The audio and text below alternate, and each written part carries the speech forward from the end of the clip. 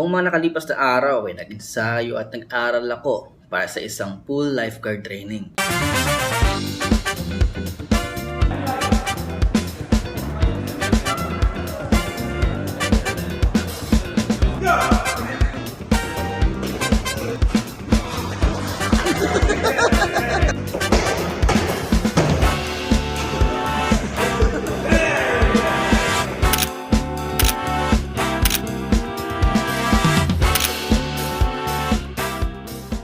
Apat na araw lang ang training namin at sa huling araw nga ay kailangan namin makapasa sa mga bawat kategorya ng aming exam. Dalawa ang exam namin para sa written pero ang isa doon ay hindi ko naipasa. At isa na rin dito ay yung to swim 200 meters into 6 minutes.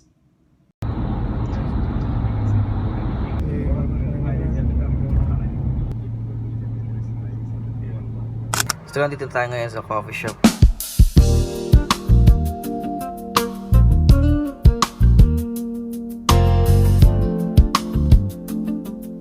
Masaya kami ngayon dahil dalawa lang yung room na may breakfast kasi nung nakaraan ay sobrang busy namin kaya ngayon dalawa ang tawag.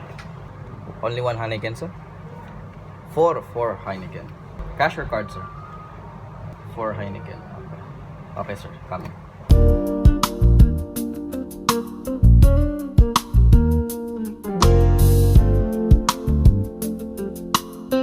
So ngayong araw is meron lang kaming dalawang room na may breakfast. So di masyadong busy.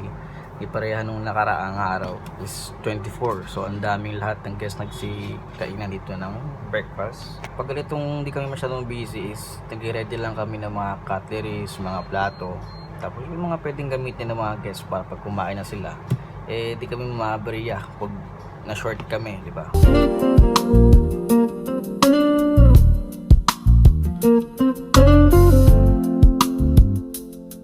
Ang maganda dito sa coffee shop namin is yung vibrance niya tsaka yung aesthetic niya. Sobrang aesthetic ng lugar. Yung design is very old siya pero napaganda pa naman tingnan.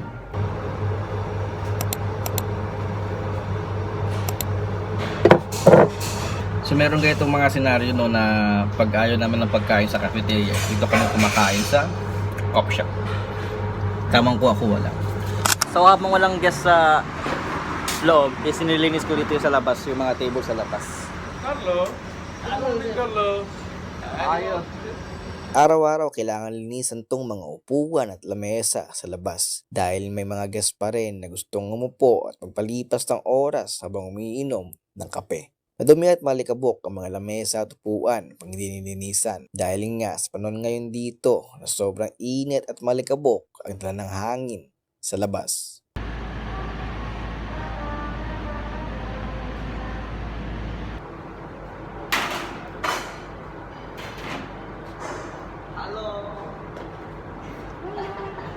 This is Carlo, number 1. He's a gentleman, very good man. Thank you so much, Carlo. Thank you so much for headache. So ngayon tapos na yung breakfast namin. Ililigpit na namin yung mga breakfast na pagkain. Ang oras kasi ngayon 10 na 10:13 tapos na ang breakfast namin.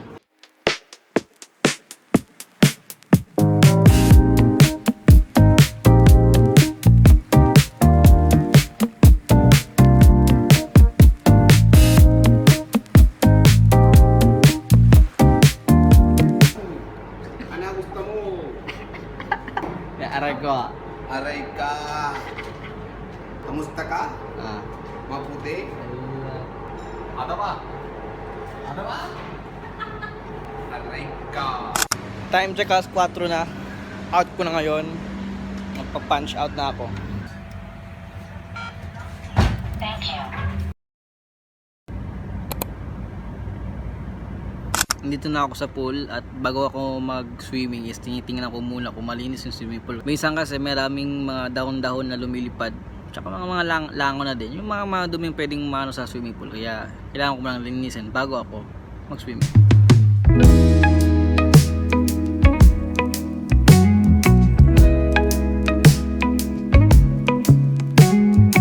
So yung pinapractice ko is yung 200 meters within 6 minutes. Itong swimming pool na ito is 16 meters lang.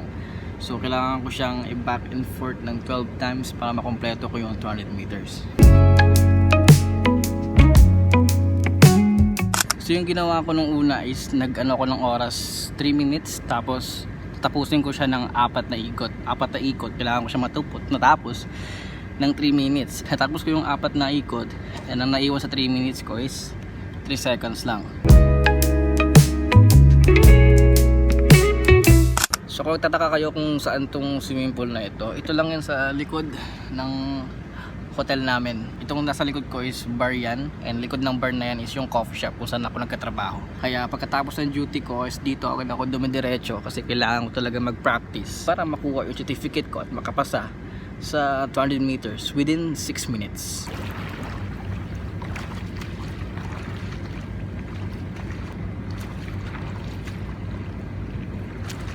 So magka-try ako last kasi 6:12 na.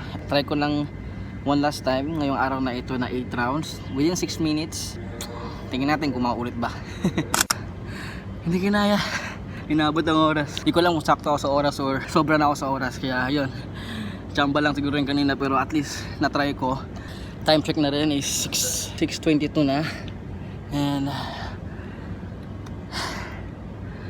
pahinga na tayo.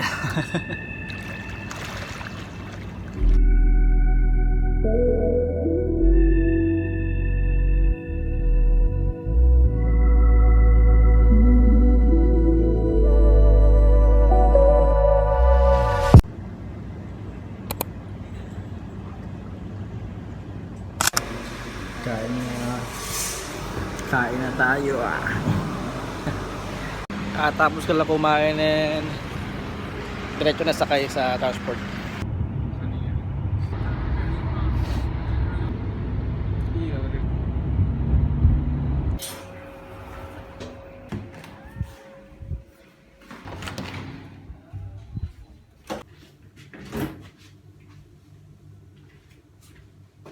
Ngayong September 4 na ang aking exam para sa pool lifeguard training. Kinakabahan at hindi ako mapakali sa kakaisip kung may papasa ko ba o babagsak ba ako ulit. Think positive nga lang daw, sabi ng ilan, dahil wala daw na problema o pagsubok sa buhay natin na hindi natin kakayanin.